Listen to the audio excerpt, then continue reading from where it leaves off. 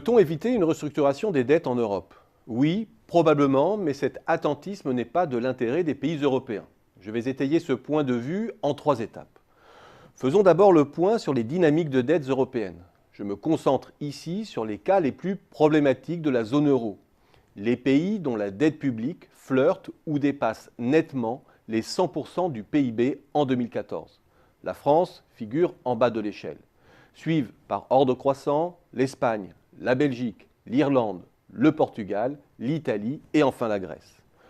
Pour prendre la mesure de la puissance de la dynamique d'endettement, voici ce qu'était le taux d'endettement public de ces pays dans la première moitié des années 2000.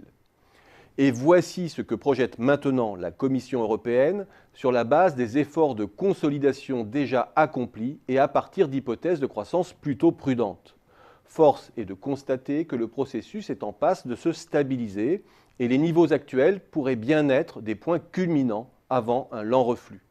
Et si je regarde les rythmes d'accroissement annuel de la dette en points de PIB de ce groupe de pays, je constate que nous sommes sortis de la phase perverse entre 2011 et 2013 où les politiques de rigueur avaient pour effet paradoxal d'aggraver le passif des pays compte tenu de la destruction d'assiettes fiscales que ces politiques occasionnaient.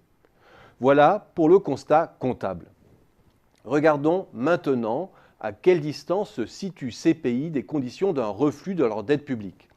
Je vais me référer ici à une formule usuelle permettant de juger de la soutenabilité des finances publiques. Elle est la suivante. La dette se stabilise dès que le solde primaire, le solde public hors charge d'intérêt, est supérieur à la différence entre le taux d'intérêt et le taux de croissance du PIB que multiplie le taux d'endettement public. Cette formule dit tout simplement qu'il faut dégager un excédent primaire d'autant plus important que le taux d'intérêt est haut, que la croissance est faible ou que l'endettement de départ est élevé.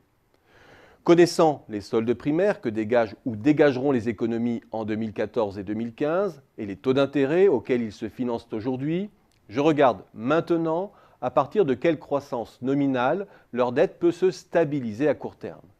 Et je constate que toutes ces économies, à l'exception encore de la Grèce, sont en mesure de stabiliser leur dette dans le cadre d'une reprise standard et même modérée. Projetons-nous maintenant à plus long terme. Considérons les soldes primaires, cette fois-ci structurels, ceux qui éliminent l'impact de la conjoncture. Et regardons la croissance qui stabiliserait à moyen terme la dette si les taux se normalisaient. Je peux constater à nouveau que pour tous ces pays, il suffit que la croissance se replace sur son sentier normal, 1 à 1,5 pour la croissance en volume, 1 à 1,5 pour l'inflation, pour que les taux d'endettement diminuent relativement au PIB. Nous sommes donc arrivés avec peine à ce point critique où la question de notre surendettement peut être traitée avec un peu plus de croissance et d'inflation.